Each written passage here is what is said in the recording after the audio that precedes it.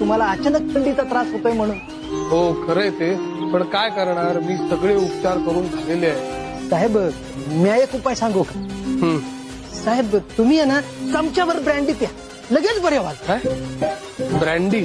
आणि मी औषधासाठी का होईना पण मी त्या दारूला बिलकुल हात लावणार नाही.